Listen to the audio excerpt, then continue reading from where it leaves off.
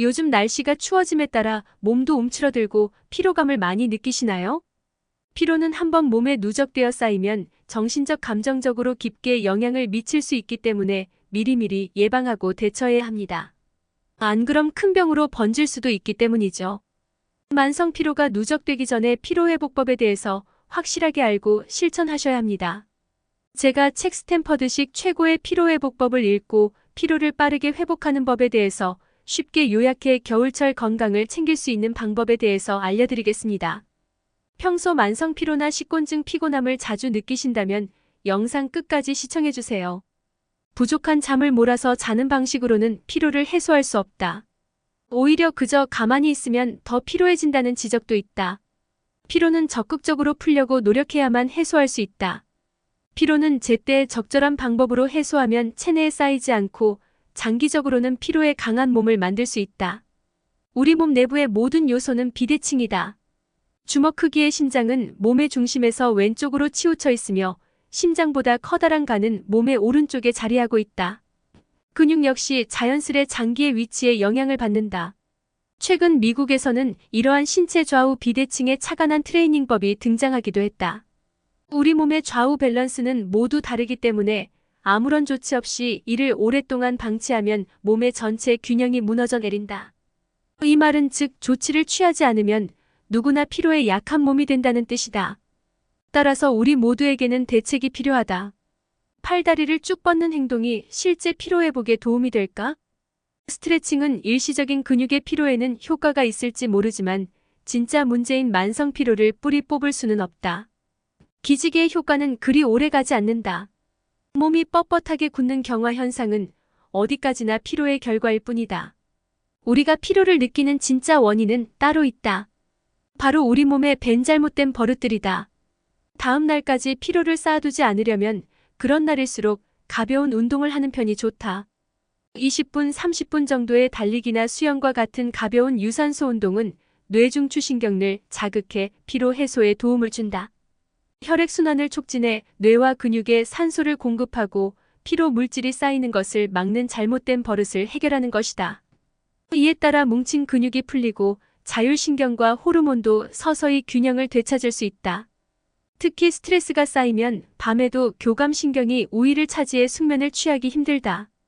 이때 가볍게 땀 흘리는 정도의 운동으로 교감신경을 더욱 활발하게 만들면 취침 시간에는 교감신경의 활동이 빠르게 저하되고 자연스레 휴식에 관여하는 부교감신경이 우위를 차지하게 된다.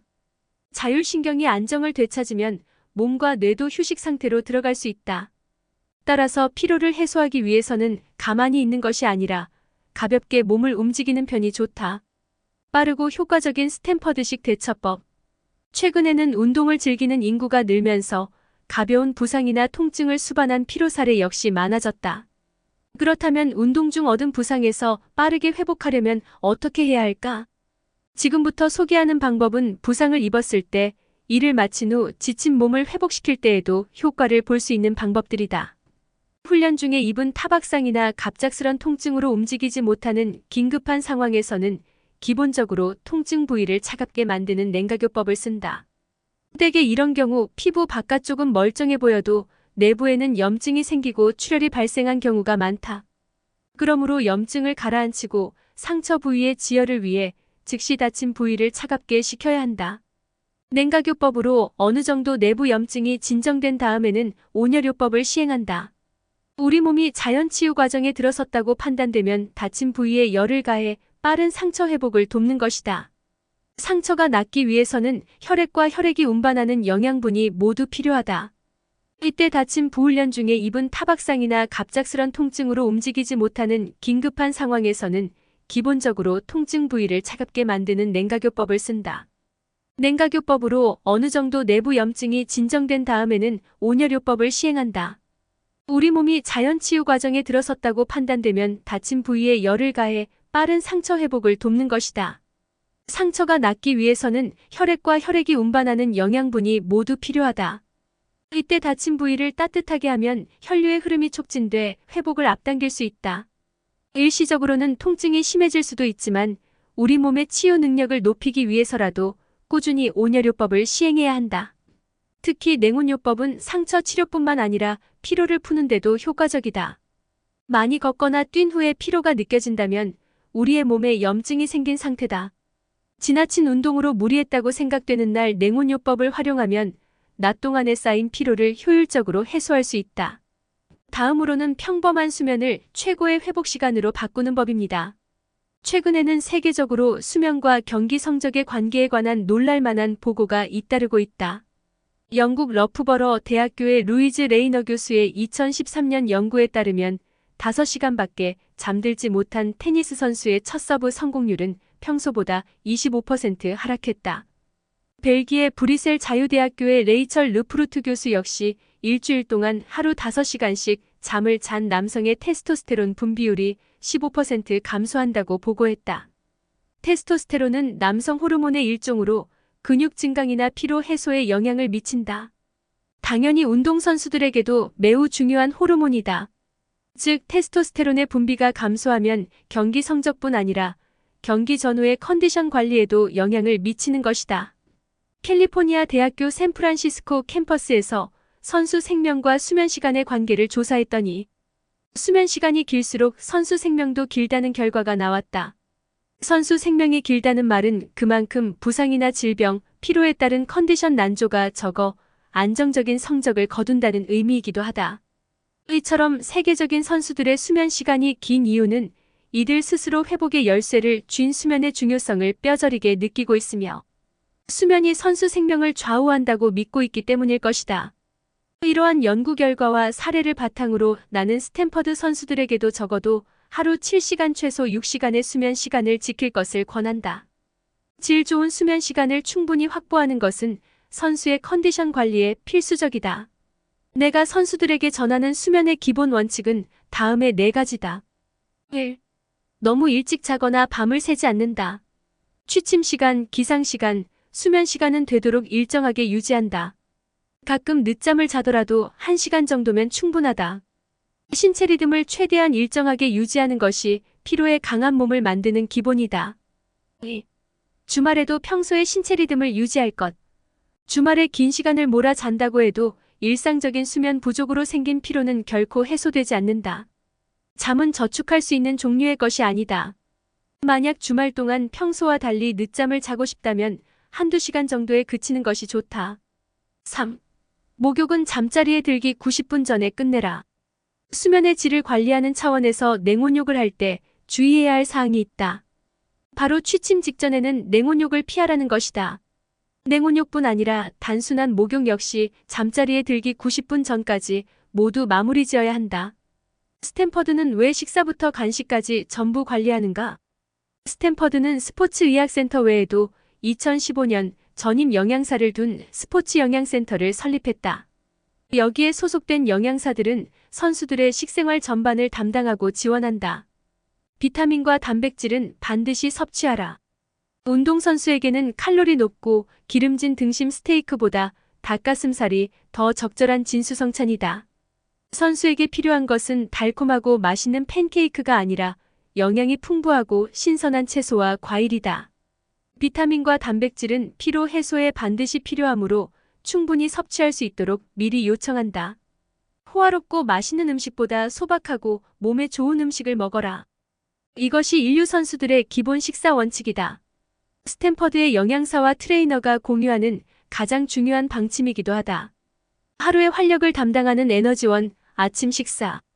인간의 혈당치는 항상 조금씩 오르내리는데 공복 상태에서 갑자기 많은 양의 음식을 먹으면 혈당치가 극단적으로 상승했다가 다시 급강하한다. 이것이 바로 혈당 스파이크라고 부르는 현상이다. 혈당 스파이크가 특히 더 위험한 이유는 당뇨병이나 심장병의 요인이기 때문이다. 젊고 튼튼한 선수들은 곧바로 고혈압이나 뇌졸중 같은 생활습관병에 걸리지는 않지만 혈당치의 급격한 변화가 졸음이나 피로감의 원인이 되기도 하므로 선수들은 절대로 아침을 거르지 말아야 한다. 게다가 아침은 그날의 활동을 위한 중요한 에너지원이다. 전날 섭취한 저녁은 잠들기 전이나 숙면을 취하는 중에 모두 소화되며 몸을 회복하고 고치는 데 사용된다. 따라서 아침 식사로 그날 사용할 에너지원을 충전해두지 않으면 우리 몸의 에너지가 하나도 남지 않은 상태에서 오전 업무를 맞이하게 된다. 결국 아침을 먹지 않고 활동하는 것은 피로에게 어서 오라고 부추기는 것이나 마찬가지다. 아침 식사 시간을 고정하라. 아침 식사를 반드시 챙겨야 한다는 생각에 오전 중 아무 때나 식사를 해서는 안 된다. 아침 식사 시간은 되도록 고정하자. 수면과 마찬가지로 식사 시간을 고정하면 생활에 일정한 리듬이 생겨 피로회복에 영향을 미치는 자율신경이 안정된다. 아침에는 보통 특별한 일정이 없으므로 새끼 중 식사 시간을 고정하기 가장 쉽다. 게다가 아침 먹는 시간을 고정하면 기상 시간도 고정되는 선순환이 이루어진다. 생활 리듬을 정돈하는 데에도 도움이 된다. 평소 자주 먹는 메뉴를 고를 것. 아침은 거르지 않고 먹는 것이 중요하므로 선수들이 평소에 먹던 음식으로 준비하는 것이 중요하다. 발효 음식은 위장 내 환경을 갖추는데 도움을 주는 발효식품으로 단백질도 섭취할 수 있어 일석이조의 효과를 갖는다. 이상으로 스탠퍼드식 최고의 피로회복법 중 챕터 3과 챕터 4의 내용 일부분을 발췌해 소개해드렸는데요. 저도 평소에 건강과 피로에 관심이 많은 사람이라 스탠퍼드식 최고의 피로회복법 책은 스탠퍼드 객관적인 통계에 근거하여 실질적인 실천 방법을 소개해주는 점이 크게 와닿았던 책입니다. 평소에 피로함을 많이 느끼신다면 이 책에 나와 있는 피로회복법을 조금이나마 실천해보신다면 금방 개선됨을 느끼실 거라 생각이 듭니다. 도움이 되셨다면 좋아요와 구독 부탁드립니다. 현대인들은 필연적으로 다양한 스트레스와 피로에 노출되어 있습니다. 피로가 누적되면 신체적, 정신적, 감정적으로 깊게 영향을 미칠 수 있는데요. 현대인의 병이라고 할 수 있는 만성 피로가 누적되기 전에 피로회복법에 대해서 확실하게 알고 실천하셔야 합니다. 지금부터 제가 책 스탠퍼드식 최고의 피로회복법에 대해서 빠르고 쉽게 요약해 피로회복할 수 방법에 대해서 알려드리겠습니다. 부족한 잠을 몰아서 방식으로는 피로를 해소할 수 없다. 오히려 그저 가만히 있으면 더 피로해진다는 지적도 있다. 피로는 적극적으로 풀려고 노력해야만 해소할 수 있다. 피로는 제때 적절한 방법으로 해소하면 체내에 쌓이지 않고 장기적으로는 피로에 강한 몸을 만들 수 있다. 우리 몸 내부의 모든 요소는 비대칭이다. 주먹 크기의 심장은 몸의 중심에서 왼쪽으로 치우쳐 있으며 심장보다 커다란 간은 몸의 오른쪽에 자리하고 있다. 근육 역시 자연스레 장기의 위치에 영향을 받는다. 최근 미국에서는 이러한 신체 좌우 비대칭에 착안한 트레이닝법이 등장하기도 했다. 우리 몸의 좌우 밸런스는 모두 다르기 때문에 아무런 조치 없이 이를 오랫동안 방치하면 몸의 전체 균형이 무너져 내린다. 이 말은 즉 조치를 취하지 않으면 누구나 피로에 약한 몸이 된다는 뜻이다. 따라서 우리 모두에게는 대책이 필요하다. 팔다리를 쭉 뻗는 행동이 실제 피로회복에 도움이 될까?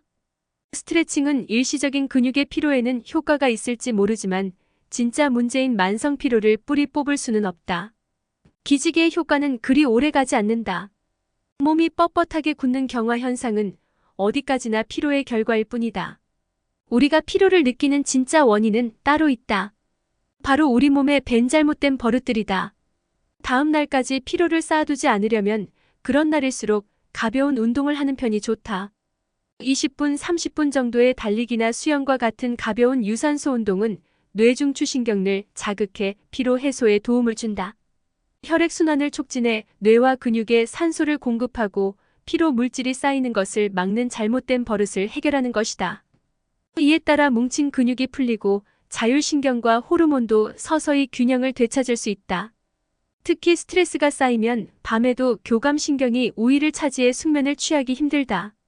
이때 가볍게 땀 흘리는 정도의 운동으로 교감신경을 더욱 활발하게 만들면 취침 시간에는 교감신경의 활동이 빠르게 저하되고 자연스레 휴식에 관여하는 부교감신경이 우위를 차지하게 된다.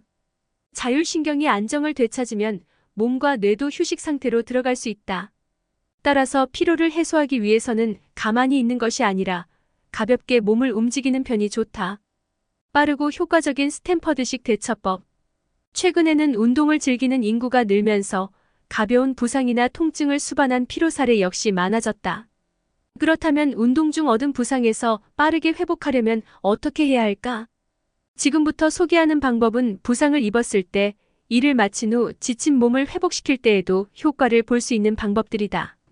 훈련 중에 입은 타박상이나 갑작스런 통증으로 움직이지 못하는 긴급한 상황에서는 기본적으로 통증 부위를 차갑게 만드는 냉각요법을 쓴다. 때게 이런 경우 피부 바깥쪽은 멀쩡해 보여도 내부에는 염증이 생기고 출혈이 발생한 경우가 많다. 그러므로 염증을 가라앉히고 상처 부위의 지혈을 위해 즉시 다친 부위를 차갑게 식혀야 한다. 냉각요법으로 어느 정도 내부 염증이 진정된 다음에는 온열요법을 시행한다. 우리 몸이 자연 치유 과정에 들어섰다고 판단되면 다친 부위에 열을 가해 빠른 상처 회복을 돕는 것이다. 상처가 낫기 위해서는 혈액과 혈액이 운반하는 영양분이 모두 필요하다. 이때 다친 부훈련 중에 입은 타박상이나 갑작스런 통증으로 움직이지 못하는 긴급한 상황에서는 기본적으로 통증 부위를 차갑게 만드는 냉각요법을 쓴다. 냉각요법으로 어느 정도 내부 염증이 진정된 다음에는 온열요법을 시행한다. 우리 몸이 자연 치유 과정에 들어섰다고 판단되면 다친 부위에 열을 가해 빠른 상처 회복을 돕는 것이다. 상처가 낫기 위해서는 혈액과 혈액이 운반하는 영양분이 모두 필요하다. 이때 다친 부위를 따뜻하게 하면 혈류의 흐름이 촉진돼 회복을 앞당길 수 있다. 일시적으로는 통증이 심해질 수도 있지만 우리 몸의 치유 능력을 높이기 위해서라도 꾸준히 온열요법을 시행해야 한다. 특히 냉온요법은 상처 치료뿐만 아니라 피로를 푸는데도 효과적이다. 많이 걷거나 뛴 후에 피로가 느껴진다면 우리의 몸에 염증이 생긴 상태다. 지나친 운동으로 무리했다고 생각되는 날 냉온요법을 활용하면 낮 동안에 쌓인 피로를 효율적으로 해소할 수 있다. 다음으로는 평범한 수면을 최고의 회복 시간으로 바꾸는 법입니다. 최근에는 세계적으로 수면과 경기 성적의 관계에 관한 놀랄만한 보고가 잇따르고 있다. 영국 러프버러 대학교의 루이즈 레이너 교수의 2013년 연구에 따르면 5시간밖에 잠들지 못한 테니스 선수의 첫 서브 성공률은 평소보다 25% 하락했다. 벨기에 브뤼셀 자유대학교의 레이철 르프루트 교수 역시 일주일 동안 하루 5시간씩 잠을 잔 남성의 테스토스테론 분비율이 15% 감소한다고 보고했다. 테스토스테론은 남성 호르몬의 일종으로 근육 증강이나 피로 해소에 영향을 미친다. 당연히 운동선수들에게도 매우 중요한 호르몬이다. 즉 테스토스테론의 분비가 감소하면 경기 성적뿐 아니라 경기 전후의 컨디션 관리에도 영향을 미치는 것이다. 캘리포니아 대학교 샌프란시스코 캠퍼스에서 선수 생명과 수면 시간의 관계를 조사했더니 수면 시간이 길수록 선수 생명도 길다는 결과가 나왔다. 선수 생명이 길다는 말은 그만큼 부상이나 질병, 피로에 따른 컨디션 난조가 적어 안정적인 성적을 거둔다는 의미이기도 하다. 이처럼 세계적인 선수들의 수면 시간이 긴 이유는 이들 스스로 회복의 열쇠를 쥔 수면의 중요성을 뼈저리게 느끼고 있으며 수면이 선수 생명을 좌우한다고 믿고 있기 때문일 것이다. 이러한 연구 결과와 사례를 바탕으로 나는 스탠퍼드 선수들에게도 적어도 하루 7시간 최소 6시간의 수면 시간을 지킬 것을 권한다. 질 좋은 수면 시간을 충분히 확보하는 것은 선수의 컨디션 관리에 필수적이다. 내가 선수들에게 전하는 수면의 기본 원칙은 다음의 4가지다. 1. 너무 일찍 자거나 밤을 새지 않는다. 취침 시간, 기상 시간, 수면 시간은 되도록 일정하게 유지한다. 가끔 늦잠을 자더라도 1시간 정도면 충분하다. 신체 리듬을 최대한 일정하게 유지하는 것이 피로에 강한 몸을 만드는 기본이다. 2. 주말에도 평소의 신체 리듬을 유지할 것. 주말에 긴 시간을 몰아 잔다고 해도 일상적인 수면 부족으로 생긴 피로는 결코 해소되지 않는다. 잠은 저축할 수 있는 종류의 것이 아니다. 만약 주말 동안 평소와 달리 늦잠을 자고 싶다면 1~2시간 정도에 그치는 것이 좋다. 3. 목욕은 잠자리에 들기 90분 전에 끝내라. 수면의 질을 관리하는 차원에서 냉온욕을 할 때 주의해야 할 사항이 있다. 바로 취침 직전에는 냉온욕을 피하라는 것이다. 냉온욕뿐 아니라 단순한 목욕 역시 잠자리에 들기 90분 전까지 모두 마무리 지어야 한다. 스탠퍼드는 왜 식사부터 간식까지 전부 관리하는가? 스탠퍼드는 스포츠의학센터 외에도 2015년 전임 영양사를 둔 스포츠 영양센터를 설립했다. 여기에 소속된 영양사들은 선수들의 식생활 전반을 담당하고 지원한다. 비타민과 단백질은 반드시 섭취하라. 운동선수에게는 칼로리 높고 기름진 등심 스테이크보다 닭가슴살이 더 적절한 진수성찬이다. 선수에게 필요한 것은 달콤하고 맛있는 팬케이크가 아니라 영양이 풍부하고 신선한 채소와 과일이다. 비타민과 단백질은 피로 해소에 반드시 필요하므로 충분히 섭취할 수 있도록 미리 요청한다. 호화롭고 맛있는 음식보다 소박하고 몸에 좋은 음식을 먹어라. 이것이 인류 선수들의 기본 식사 원칙이다. 스탠퍼드의 영양사와 트레이너가 공유하는 가장 중요한 방침이기도 하다. 하루의 활력을 담당하는 에너지원, 아침 식사. 인간의 혈당치는 항상 조금씩 오르내리는데 공복 상태에서 갑자기 많은 양의 음식을 먹으면 혈당치가 극단적으로 상승했다가 다시 급강하한다. 이것이 바로 혈당 스파이크라고 부르는 현상이다. 혈당 스파이크가 특히 더 위험한 이유는 당뇨병이나 심장병의 요인이기 때문이다. 젊고 튼튼한 선수들은 곧바로 고혈압이나 뇌졸중 같은 생활습관병에 걸리지는 않지만 혈당치의 급격한 변화가 졸음이나 피로감의 원인이 되기도 하므로 선수들은 절대로 아침을 거르지 말아야 한다. 게다가 아침은 그날의 활동을 위한 중요한 에너지원이다.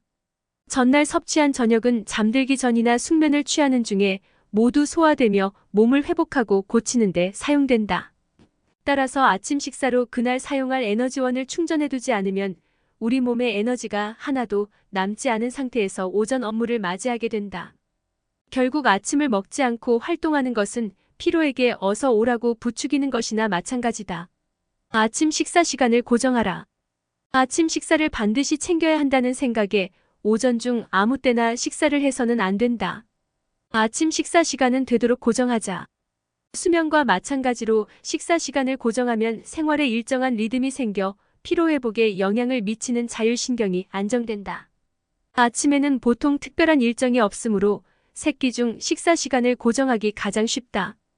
게다가 아침 먹는 시간을 고정하면 기상 시간도 고정되는 선순환이 이루어진다.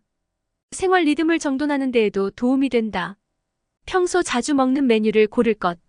아침은 거르지 않고 먹는 것이 중요하므로 선수들이 평소에 먹던 음식으로 준비하는 것이 중요하다. 발효 음식은 위장 내 환경을 갖추는데 도움을 주는 발효식품으로 단백질도 섭취할 수 있어 일석이조의 효과를 갖는다. 이상으로 스탠퍼드식 최고의 피로회복법 중 챕터 3과 챕터 4의 내용 일부분을 발췌해 소개해드렸는데요. 저도 평소에 건강과 피로에 관심이 많은 사람이라 스탠퍼드식 최고의 피로회복법 책은 스탠퍼드 객관적인 통계에 근거하여 실질적인 실천 방법을 소개해주는 점이 크게 와닿았던 책입니다. 평소에 피로함을 많이 느끼신다면 이 책에 나와 있는 피로회복법을 조금이나마 실천해보신다면 금방 개선됨을 느끼실 거라 생각이 듭니다. 도움이 되셨다면 좋아요와 구독 부탁드립니다.